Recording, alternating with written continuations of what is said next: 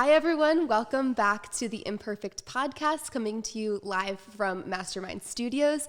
I'm here today with Brittney Moses, who is an LA-based content creator, a blogger, and she's the host of the Faith and Mental Wellness podcast. She studies and researches psychology at UCLA. Go Bruins. Yeah. And she puts out a lot of really great information about where faith, holistic mental health, and wellness all intersect. I'm so excited to have her on here today because she just does such a great job of really reducing stigma and having empowering conversations. So welcome, Brittney. Thank you. That was so great and so kind. Thanks for having me. I'm so glad that we can have these conversations in person now. I know. What a concept. I'm just looking forward to the conversation. Me too. So just getting started, why don't you tell us a little bit about yourself and how you got to where you are today? Yeah, so I'm like the long story made short. So I'm a Los Angeles native. I'm born and raised in Los Angeles, California, and I study and research assist at UCLA around psychology. I am a mother. I have an 11-year-old, not so little boy. Aww. He's like 5'6". He's so tall. So that's been great. And I'm in a loving relationship with my partner, Jason, for 3.5 years. So just a very full life that I'm grateful to God for. But really, a lot of my work is at the intersection of faith, mental health, and wellness, and just having holistic conversations, reducing stigma. And a lot of that got started for me, one, because of my personal experience. I think a lot of us have experienced some level of anxiety or depression or what have you at some point in our lives, and just getting really curious about what's happening, like what are all the factors that are coming to this place. And then I had served in the church and ministry in the faith community for years. And one of the unexpected things that I was running into over and over again were psychological crises, where people in severe distress, whether it be depression, anxiety, panic attacks, or even like suicidal ideation, especially with youth and young adults. And so that was not something that I really expected to encounter at that level, just consistently managing mental crises and walking along with people through these things. And that also made me get really curious about, okay, what are we missing? What are the resources that we're missing? And what more can I learn about all the factors that are going on so I can be more help in these settings? Wow. That was my thought at the time, and eventually ended up going back to school. Got to UCLA, which was amazing. Yeah. I love it. And was kind of a dream school for me back in the day. Yeah. And so now I'm working on a thesis around childhood trauma and the relationship to anxiety spectrum disorders later on in young adulthood. Wow. So those are all things I'm really passionate about. I'm also passionate about how sociocultural factors play a role in mental health and underserved communities and access. So that's kind of my thing. I'm such a psychology junkie. So I'm I always am, when people are deep in that, I always have so many questions. So we'll kind of touch on that today, but what's the biggest takeaway through your work so far that you've kind of gleaned about mental health and emotional health? Yeah, I think the biggest thing that I try to advocate is that we're whole beings.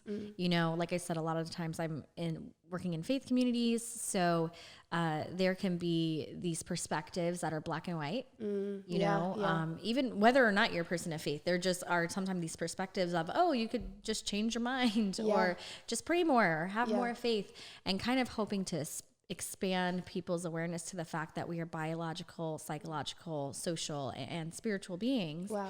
So that's kind of been the biggest things that I've been learning about, are all of these connections that make up our mental and emotional health. So biological means that we have, a brain is an organ, a brain structuring, we have hormones, we have neurochemicals and chemical reactions taking place that all play a role in our mood and behavior. Wow. And then the psychological aspect, which is the framework that we're coming from, which is shaped by our experiences, which are all very different and unique, and even our cultural backgrounds that shape the framework that we see the world through and ourselves through and others. And the social aspect, we are wired for connection. And I think over the pandemic, we've seen what a detriment that can be when we're not connected. And spiritual, which is what are our core values? What do we believe to be true about our purpose in this world, the meaning of life. I mean, all of these things. What are your foundations? What do you believe to be true about maybe God, yourself, and others? And how are we living according to those convictions? Yeah. Because that's going to play a role in our fulfillment and satisfaction. Yeah. So that's probably been the biggest things that I've been learning, is how all of these things work together so that we're having a holistic perspective when we're approaching the whole person. Yeah. So much of what you said resonates with me, and especially that black and white, like how a lot of times we think that things are black and white. And I think today we live in a really black and white, like very polarized society. I agree. And I think we can get very emotional and argue with each other because we don't see 100% eye to eye. It's like, if you're not 100% in my camp, then like you're the enemy. You're the enemy. You're canceled, whatever. Right. And I think there's so much power that comes through education and literally having the science behind psychology, emotional, spiritual, all those things. And we kind of had talked about that reactive environment before when we were prepping for this conversation, how we live in this really reactive environment and how it can be difficult to engage in any kind of activism or advocacy in that space, because I know even for me, I'm sometimes like afraid that I'm going to say the wrong thing or anything like that. And so how can we show up in the midst of such a reactive environment to really create a real change? That's a great question. And especially with social media, you know, now it's just like when something happens, everybody's reacting, you're reacting off of other people's reactions. And I think one of the biggest things is living more intentionally. And that requires that we have this lifestyle where we're slowing down. You were saying like how everything can be black and white, and that's because it's easy. It's just easier to categorize things in this way or the other. It's very efficient for our brain, you know, and it takes more to think about more contexts that are involved in whether it's activism situations or just the topic of mental health. It takes more energy. It takes more thought to go, okay, what is going on in this scenario? Or in the case of activism or advocacy, what, based on the information that I have, you know, what are my convictions? What are my values? And what is my role in this? And I think that's really important and can sometimes get lost on the trends, you know, and it's hard because I'm not saying the trends are bad. I think that they bring a lot of awareness to situations, you know, like we talk about human trafficking and like the X on the hands. And I'm not going to belittle like, oh, it's easy to put an X on your hand. I think that's important. I think it's important to raise awareness about the conversation. But whatever it is that you feel convicted about, to really go, okay, what is my role in this?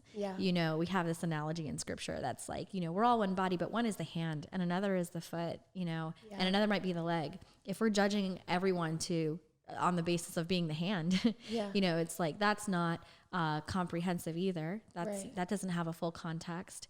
So it's sitting back and going, okay, let me look at this information. I'm the type of person that likes to look at all sides, whether or not I agree, just to even understand the logic of where other people are coming from. Absolutely. And then for me, it's more important to be fruitful than to just be loud.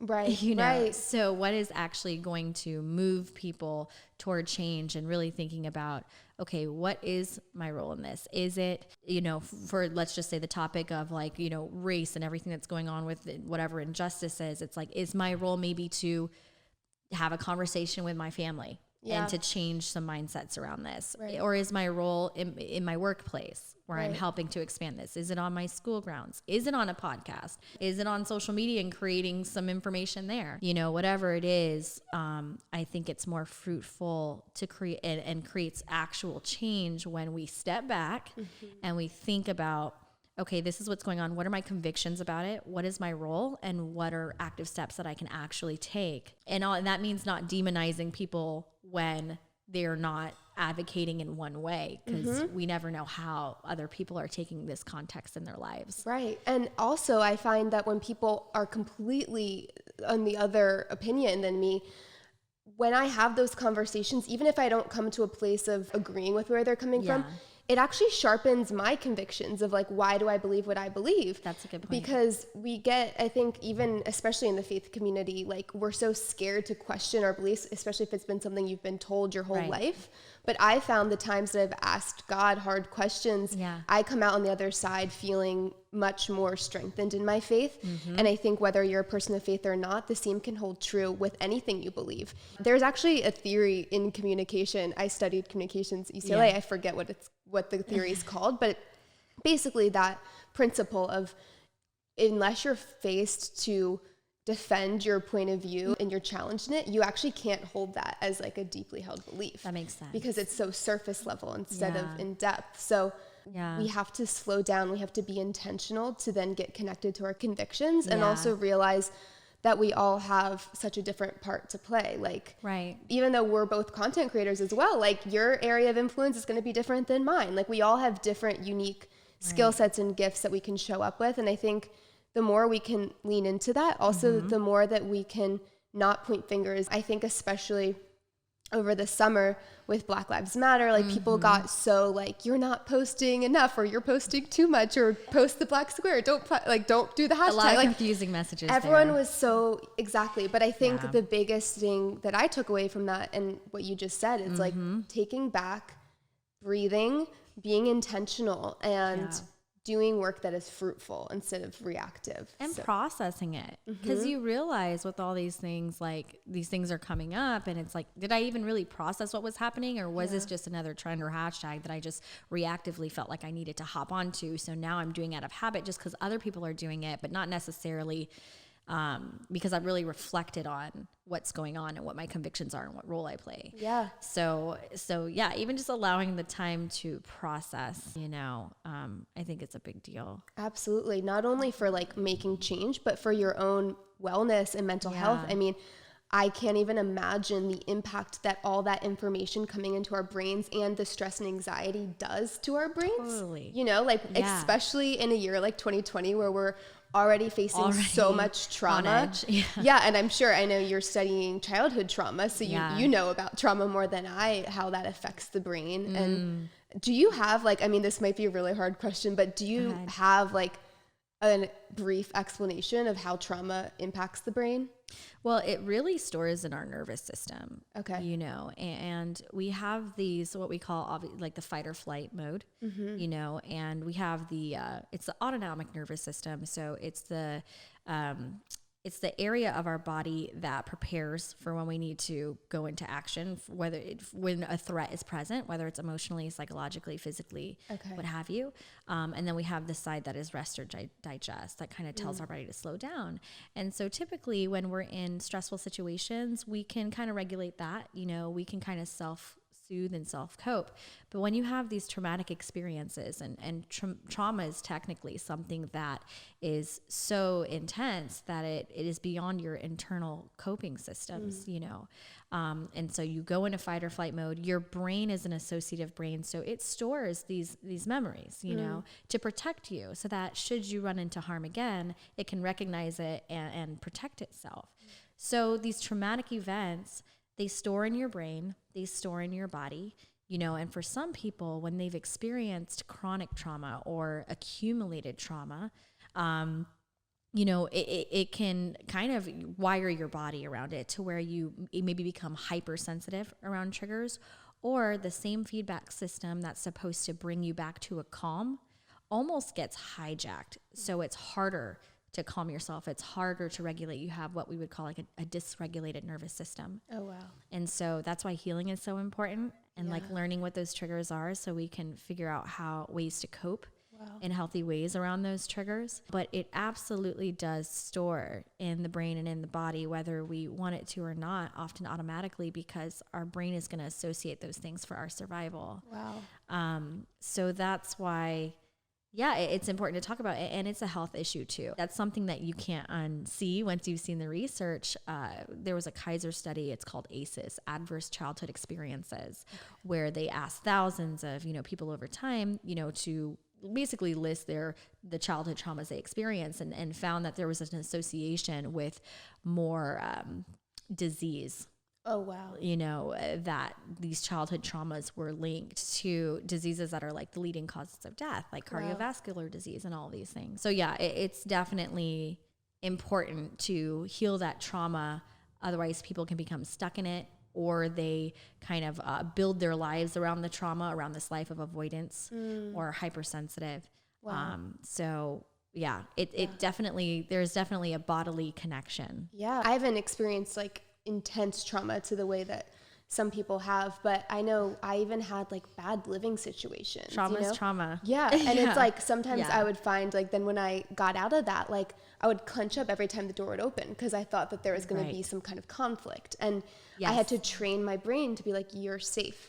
But like, I still sometimes to this day when my roommate gets home, like I clench up a little bit. And I was like joking at first. I'm like, I have PTSD, but I'm like, no, like that actually kind of was some kind of have a mild form. Right. Yeah. And so if I had that on that very small level, I can't even imagine what it's like on the greater level.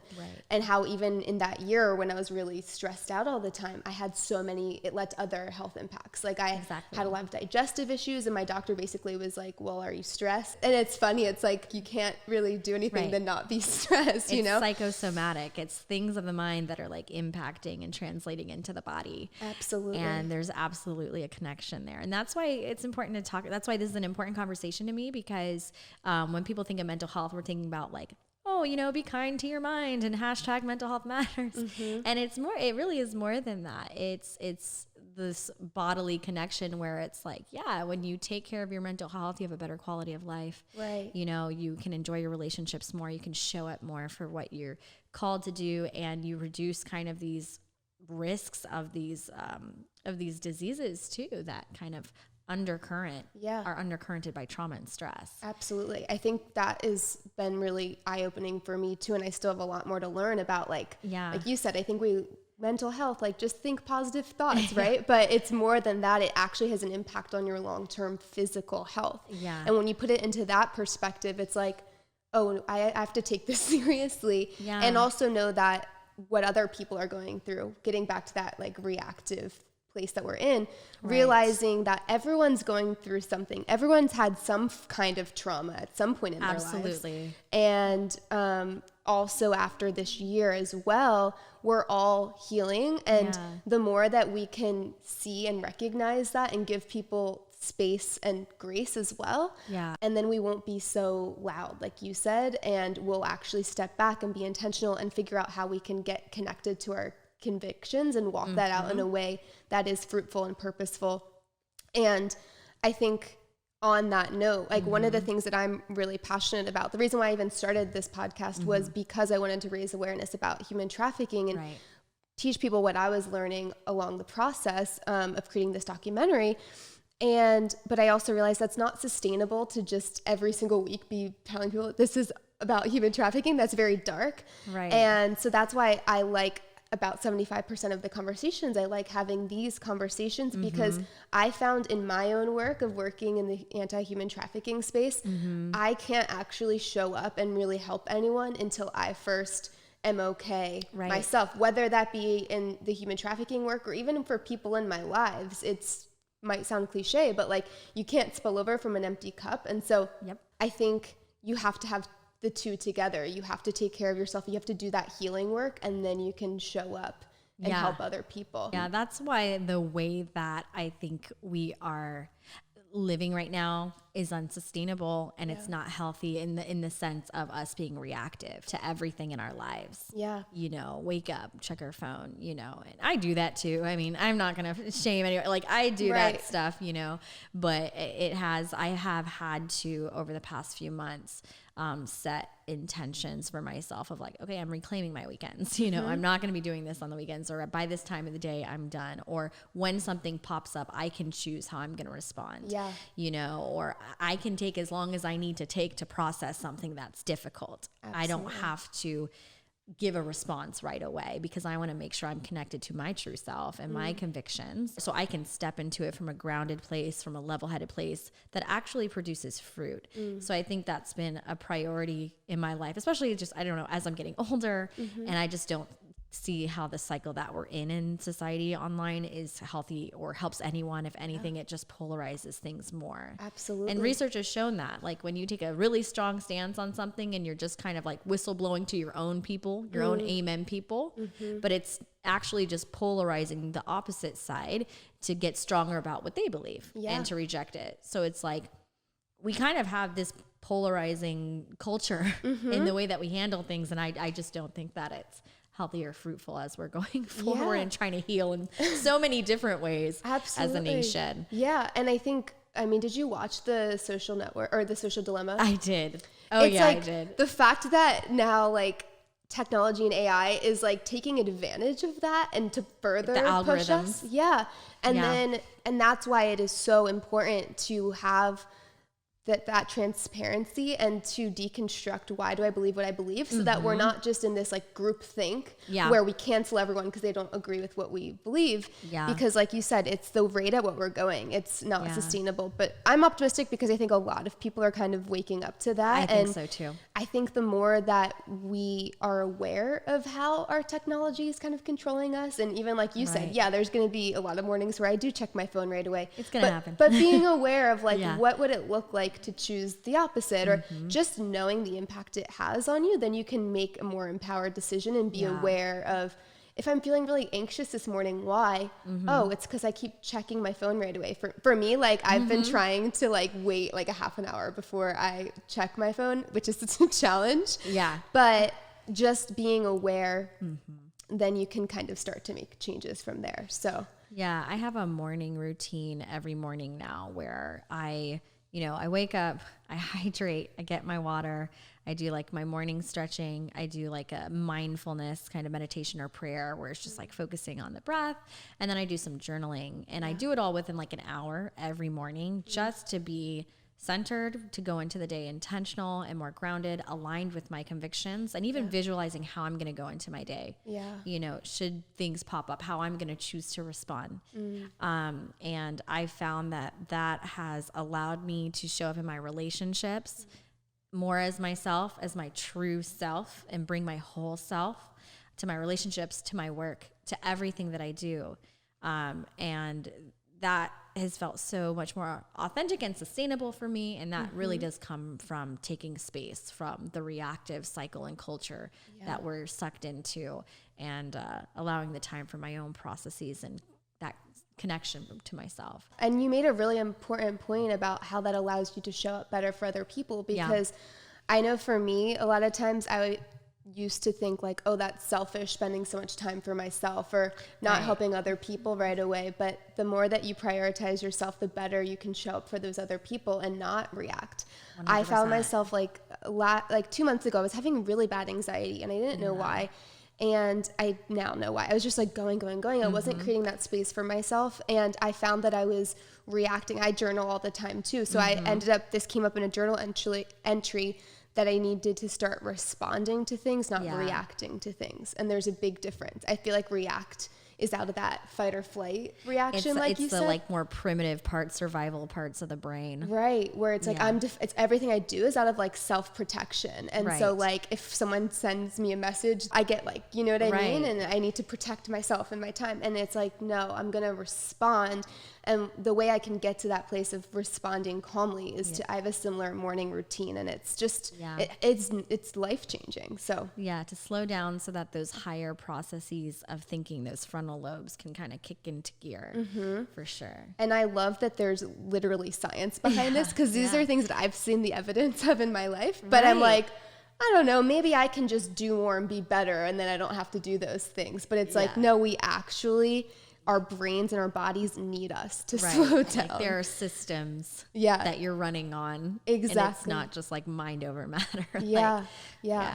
And so when we get to that place where you've slowed down, you've really gotten to be connected to your convictions, and then stepping out into activism and whatever part you have to play, like you said. I know that when I was in that space a few years ago, when I discovered this huge issue of human trafficking and how it's happening in our backyards, I really doubted myself. And I was like, well, who am I to really do anything about this? Like, systemic racism is like a huge thing. Like, how am I going to make a difference about that, you know? How do you think that people can overcome self-doubt, and how has that really happened in your life? Like, have you faced self-doubt, and how have you overcome that? I'm like so much self-doubt over the years. I mean, I feel like it's getting better as I get older because I've just learned to allow the grace for the space of the things that I don't know, and being able to be just honest. Hey, I don't know here. I'm trying to grow here. And then just showing up best I can in the areas that I do know. But the way that I think that we overcome some of those doubts is, I think kind of going back to what we said earlier, once you allow yourself the time to process and you're seeing what's going on and you're thinking about, okay, what can I offer? What is my role to play? You know, what maybe is in my lane, or maybe sometimes there's like a lot of things we want to do, but it's like, I'm only one person. It's really overwhelming. It's a big issue. So letting the things that you can do just be enough. And for me, it's like not letting anyone else judge how I choose to respond, you know, in the role that I can play, you know? So that's been the one thing. It's like being true to myself, and my conviction says, look, this is the role that I'm playing. You know, whether it's I'm having conversations with my family, or like for me with the whole, you know, racial issues and tensions that were going on, you know, maybe I didn't post something every single day about it, but, you know, I'm TAing for a class at UCLA for a group of Black women in academia where I'm holding space for them, you know, and we're having conversations about how they're carrying it, how we're processing it, how we're digressing what's going on, what we're seeing. For me, that's a role that's an unseen role that other people may not know about, but that's how I'm dealing with it. Or I have friends of all ethnicities. My friends are of all backgrounds. And so during all that time, I was able to have really great personal conversations with a lot of my friends and some of my experiences. And for a lot of them, they had a lot of light bulb moments from that. You know, so, and I did a couple podcast episodes about it. So for me, it was like, okay, this is my space. I might not post about it every single day. I might not be like this account. My focus is really mental health, but it is a conviction of mine to talk about these things. These are my spaces. This is what I feel confident in. I feel secure about what I'm doing. And letting that be enough, you know? So that's, I think the more that you're able to, the less that you're acting out of reaction, and the more that you're acting out of that intentionality, you've checked in with yourself, you've kind of took a lay of the land and said, okay, this is my role in this. I think the more confident you can feel, because you know how you are intentionally going to be showing up. Absolutely. You know, that's so true. And there's still going to be voices that pop up of like, am I doing the right thing? Am I saying the right thing? Like, are people going to judge me? But I think when you've taken the time and the space to be intentional, and you know who you are, then you can really quickly be like, no, like, I'm going to walk this out and follow this conviction with like clarity and confidence. Whereas I think when I've had the most self-doubt, it's when I have been reacting, because then I'm not even sure really, like, that self-doubt comes from me realizing I didn't think through something intentionally. Right. And I think it also helps to have people around you who have gone before you in these conversations. Like I surround myself, like I'm still studying in school for mental health. I am not licensed yet or anything like that. Right. And here I am talking about mental health, you know, but I also have all these life experiences. I've also like done crisis counseling support, all these different things that have given me real life experience, plus what I'm learning and sharing. But I'm also very realistic about the things that I am limited in. Like if someone asks me to speak on something, I'll be like, yeah, that's not really my expertise, but I can refer you to someone who is. So I think for me, also knowing where my limits are really helpful, and just being able to be humble about that, and knowing what I can speak to, because it's like, look, I live this, I study this. However, feel free to educate me if you learn something else. Like I go into it with very open hands, has been really helpful. And again, having people who have gone before me, who have maybe been in the field for years, maybe for decades, to say, hey, can you check this out and let me know if this is right, or seeing how they're handling things in their wisdom of being in this field for a while. I think that it just all goes back to humility. The more that we focus on ourselves, the more we get self-doubt, the more we get insecure, because we're thinking about, how am I going to respond? How am I going to look? And this and that. But the more that you're focusing on the people that you're serving, or the people that you're trying to help or rescue or whatever it is, the more it takes it off you. And it's like, you know, it's about the message. It's about who I'm reaching. You know, that's the main focus. And then you're kind of acting out of your convictions rather than this self-consciousness. So I think having all these things into play, and again, these these are just things I've realized over the years and noticed, okay, I notice that when I'm surrounded with these people, when I know my limits, when I respond in this way, I'm showing up as my true self in authenticity. I know when I'm off, when I'm like overthinking, you know, myself, or kind of going down that downward spiral, which we all do, the best of us do, no matter how that imposter syndrome, that goat that kind of follows you every time you're faced with a new level of something. But it's helpful to have community who know you, who see you, who can hold you accountable or can help guide you. And knowing your own limits and focusing on the people that you're serving. Yeah. I think it's important. And I think, like you said, community is so important. And I love what you said about focusing on why you're doing what you're doing. And I think that's what I love about activism. It's like, no matter what we do in this life, we're going to face challenges and it's going to be hard. But when you can attach what you're doing to something bigger than yourself and knowing that if I just impact one other person, it will be worth it. And I actually think I saw that on your blog about I have one cause and that's the individual. Yeah. And I love that. It reminds me of what A21, which is an anti-trafficking agency. Yeah, love Christine Kane. And A21, I have a lot of friends that work there, and what they say is it's about the one. Like we focus on the one. And how there's 40.3 million victims of human trafficking worldwide. That can be a really daunting thing to be like, I'm never going to help all 40.3 million people. But if I can help one person, if through the work I'm doing, people can be aware and one person's life is saved because of that, that is enough. And so I think when anyone's listening, like if you're going down this journey of really wanting to make some kind of sustainable change, knowing like, A, we all have a different role to play, but B, you don't have to help everyone. You just need to focus on the one. And I think from there, like you take one step and then other doors open. You take another step and more doors open. So I mean, when I think of one person, to me, I'm like, that's a whole life. Like that's a whole soul. Like for me, it's like, that's a person like with a childhood, with a history, with the past, with a journey, with probably some pivotal experiences that got them to where they are. Like that's a whole life. And I think it is easy to reduce things to these numbers, you know, this many people have gotten trafficked or this many people have gotten shot or whatever it is. Like it is big, especially when it's something that's systemic or when there are things that are in place in society for it to continue, you know, it's just like, or enable it.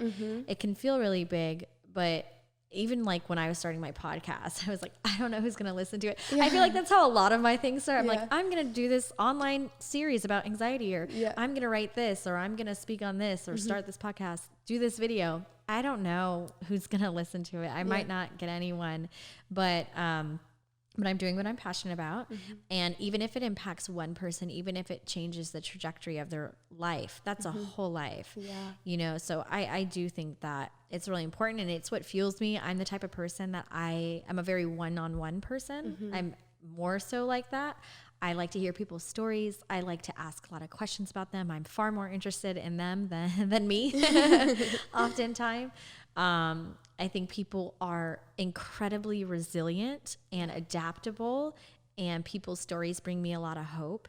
And so I actually find it encouraging to listen to the one-on-one, even though the numbers do give us a broader scope of trends and like, okay, this is a problem. That's what numbers do. That's what big numbers do. They basically tell us there's a trend of something happening that's out there and it's not an isolated event. Like there's something systemically taking place that's allowing it for it to be impacting this many people or millions of people's experience or whatever it is. That's the benefit of the big number. It's a bird's eye view on the data and the trends. But then when it comes to the actual help and the boots to the ground, you know, solutions or active, it's going to be the one-on-one relationships. It's going to be everybody doing something one-to-one that creates the ripple effect in whatever area of advocacy. So I think for me with advocacy and whatever it is, whether it's the conversation on race or like is something with human trafficking or what have you, I just have a very relationship oriented model of that. I guess that's technically like the discipleship model, right? It's just like one person at a time, and then it leads to these movements. So I mean, it had to start with one person, right? Like anything that started, it's always had to start with one person and then another person and then another. I had a conversation about this on another podcast about 821 and how imagine like Christine Kane, when she started her 821, she's gonna be like, I don't know, like if people are gonna, and now they're helping so many people, but they still celebrate. If you look at their social media, they still celebrate the one survivor that they got. I love that. Because that's huge. That is a human life. And look at Anne Frank, the story of Anne Frank. Right. Why is that so powerful? When we know that there were millions of victims, we can almost be like desensitized to the number. Right. But Anne Frank's story is so powerful because as human beings, we are wired for connection. We're wired to knowing story. Like that's why from the earliest times, like people learned through story because we connect to that singular story. So I think, again, you look at the trends and the numbers of like how story and being singular impacts people, right? Like there's evidence to it. So I think walking that line between, okay, taking in all the numbers, realizing this is an issue, I need to do something about this if I feel convicted and I've taken the time to process it, but then realizing that in the actual work, it looks like the connection. It looks like the one-on-one. It's very humanizing to the data. And that's something that's important for me, like with the mental health world, because with UCLA is like, but it's huge on research. Like it's a research school. So it's like data, and I'm surrounded by data and, and theories and psychological theories, and you're reading books, but you can't get a person in a book. No person is in a book. So for me, it was really important while I was studying to be doing things. Like I could have just said, hey, I'm just going to focus on school, which is a great, admirable thing. It's more than enough to be focusing on.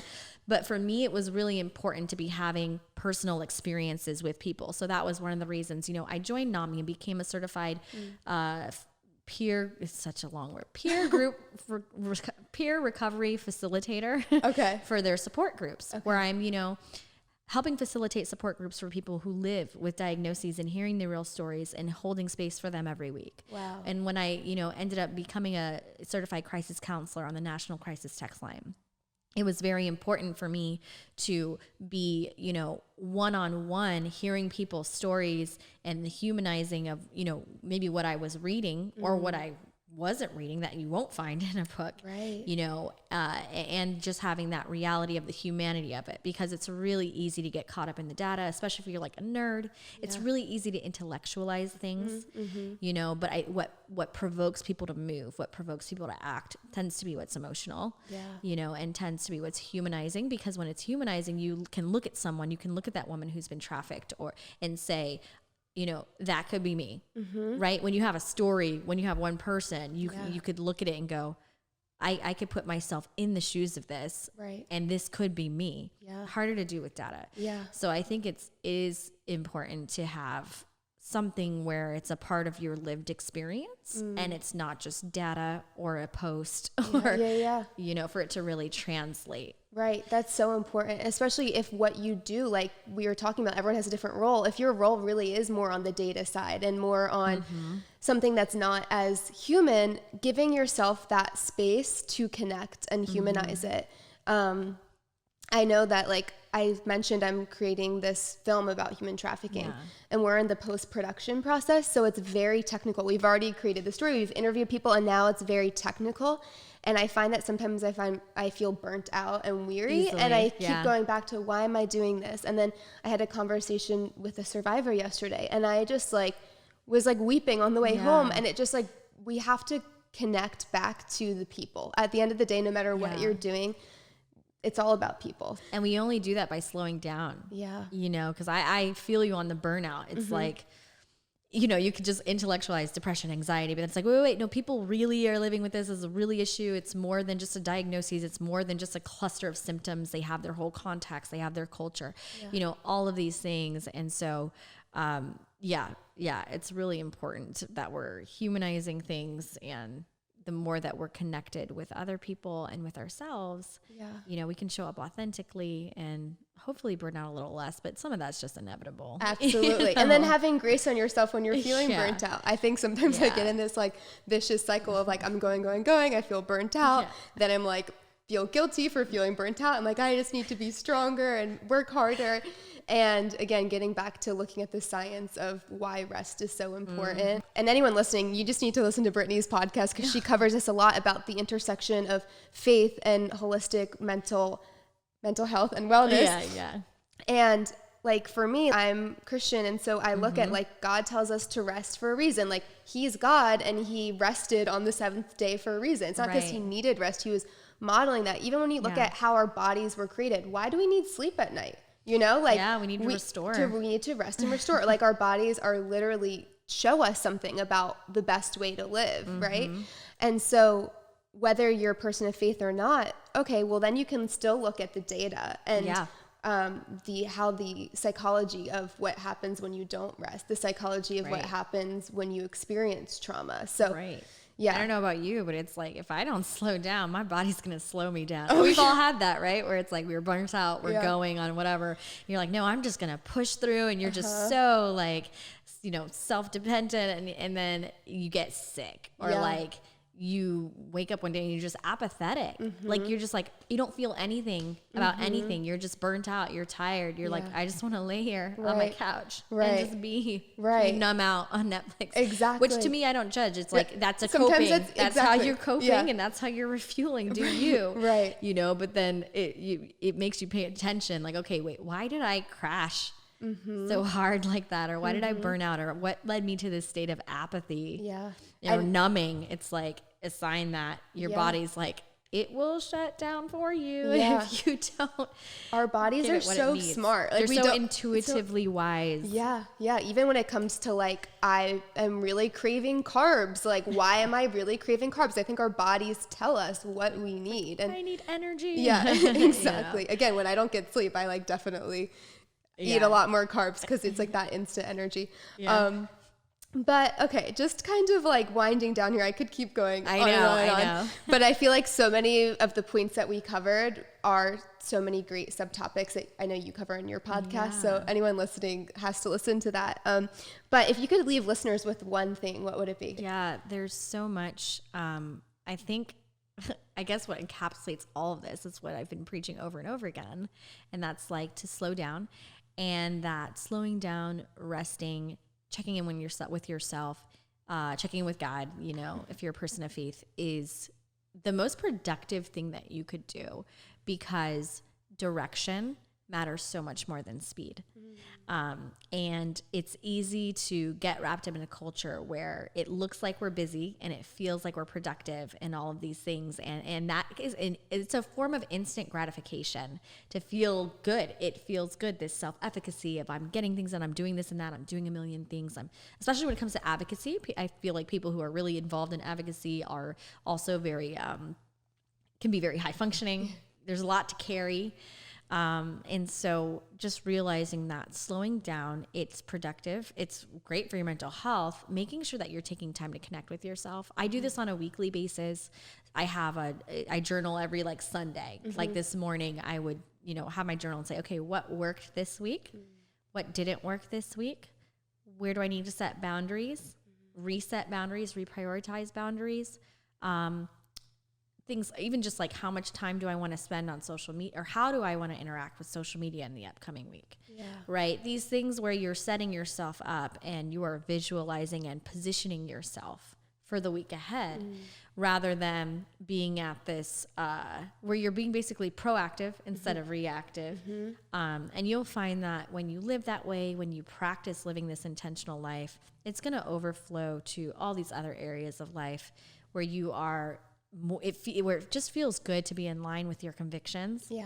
Right? Because that kind of empowers you to speak out more, because you're like, no, I've aligned with my convictions. I've got with myself and God, and you know, this is where I know I stand, and like kind of nobody can tell me otherwise. Like, this is what I'm passionate about. Not that we don't hear other people, you know, but I have just found it's a more sustainable way to live. And also when you're showing up as your true self, other people feel comfortable around you. You know that feeling where it's like somebody else, you just feel like you can be yourself around them. You just feel regulated for some reason, like around them. There's like this co-regulation because they've learned to be intentional about themselves and showing up. And for me, like, I want to be that person for other people. I know what it's like when other people have been that for me, and I burn out less. You know, so definitely want to encourage that in a culture that it can be so countercultural these days. Yeah. Well, that is the perfect transition to one of my last questions. Yeah. That's why the name of this podcast is Imperfect. I think the more that we can come to ourselves as authentically as we are, imperfections and all, right? Yeah. Because I think a lot of times our imperfections or perceived imperfections are actually strengths when we learn how to love and embrace every part of who we were created to be. For example, like, I am a perfectionist, right? I was diagnosed with OCD when I was a kid. Gotcha. So it's something that literally like that's how it manifested for me. I'm not the person that's like rearranging everything, but it's like more of like a perfectionism in my work. And I used to really resent that. Like, I felt like trapped in my own brain. I'm like, I want to let go of it, but like my brain's not letting me, you know? And I did go through therapy, and journaling helped so much for me with that.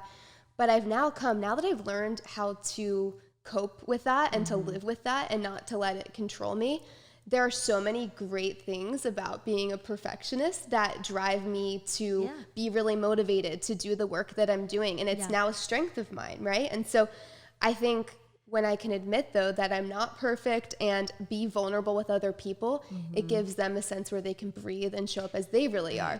So that's my question is, what is the imperfection, quote unquote, because it's not an imperfection, but what is the imperfection that you're most proud of? Oh gosh. Yeah. Probably the fact that I can't balance everything. I get that question a lot. And here's the thing, like, I always tell people, like, what you see on social media is like, it's the end product. Yeah. Like, you know, you're not seeing where I'm dropping the ball. You're just seeing where I'm following through and then completing or announcing something. And like years of work to get there. Years of work, right? And so I'm a mom, you know, I'm in school studying, I'm doing a thesis. I'm in a relationship with, you know, a long-term relationship, and we're preparing for the future. And I'm like, what else? School, work, content creation, right? There's all these things. And so the question I'm always getting is like, how do you do everything? How do you balance everything? And I'm like, the best conclusion that I've come to for myself is I don't. Like, I tell people, I'm like, I can't balance everything. I'm always sacrificing something. If I'm not, you know, if I'm working on something or creating content or studying, that means I'm not spending time with my son. If I'm spending time with my son, that means I'm getting behind on something probably. You know, if I choose to see friends because my relationships are really important to my health, that means that I'm going to probably end up having to catch up on studying later another time. Like, right? Like, I'm always sacrificing something. And so I always want to be very clear with people about that. Like, I also have help. My mom helps with my son. I have someone who's virtually assisting for me, you know, so I am not doing everything perfectly. I have dropped the ball multiple times and felt so guilty and had to cope through that and showing up the best way that I can. So I would say that's definitely it. But again, going back to being intentional, I tell myself, like, what are the sacrifices I can live with today? You know, I've been kind of having that question where it's like, it's inevitable. I'm going to be sacrificing something when I'm doing another thing. Yeah. You know, what's priority and what can I live with sacrificing at least temporarily today or this week, and be able to live with that so that when I am going through, you know, the things that I'm doing or the things I feel led to or called to, I've already settled with myself. Like, these are my convictions. These are my priorities. So I need to just let it be enough. Yeah. That's so and it's never going to be perfect. Yeah. Ever. Exactly. Ever. And knowing that, I think, allows you to be more like free to enjoy what you are doing and be present with those things. Cause I definitely get in that space too. I'm like, I need to be doing all these other things, but then I'm not present with the people that I love and that I am making time with. Right. Yeah. And then I'm getting behind on my work and I'm not actually enjoying the moment anyway. Yeah. And so Brittney Brown always talks about boundaries with other people and how if you create boundaries, then you can be more compassionate and you won't be resentful and all these things. Yes. But I think the same comes true for us. Like we have to set boundaries for ourselves and be like, you know what, I need to create space to be with my friends. And then when you have that intentionality, then you can relax into it and you don't have to feel like resentful that you're not doing something, work that you're getting behind on. Exactly. So, because then you have those, like everything that you said, I experienced the exact same thing. You have those voices that pop up in the week and you're like, oh, I should be doing this, or I could have been doing that, or I fell apart on that. But then when I've already set those intentions ahead, then when those voices pop up, I'm like, no, I chose to do this. Yeah. This is what I chose to prioritize, you know, and I've moved this thing around to, you know, the next week. This is what I chose. So I can live with it because I chose it intentionally. Right. And I decided this is a sacrifice I'm living with today that I can't get to.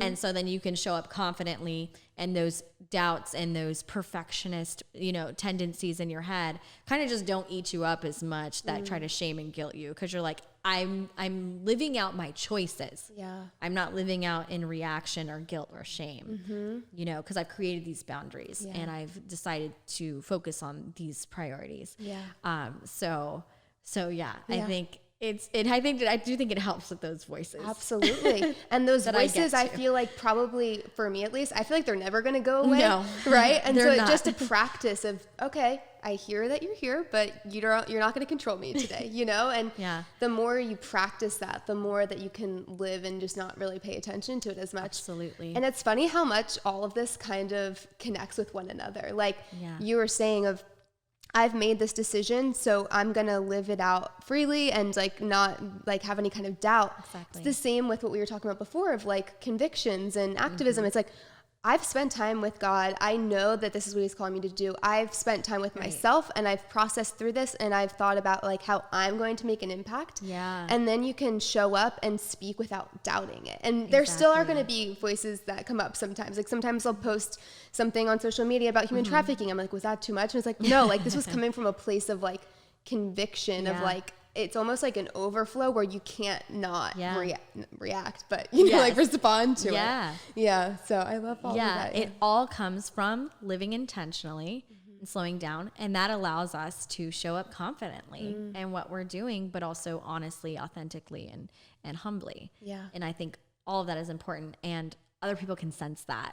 People can sense when someone's just like faking it or overcompensating, or there's pride or ego that's involved versus it being this outpouring that you're talking about. Yeah. And I think that's where we want to be, right? And I believe we're all well-intentioned people here, and that's where we want to be. And it's going to, I think, require us as a culture being committed to slowing down and thinking a bit more about what we're going into and what we're standing for and how we're going to show up. Yeah.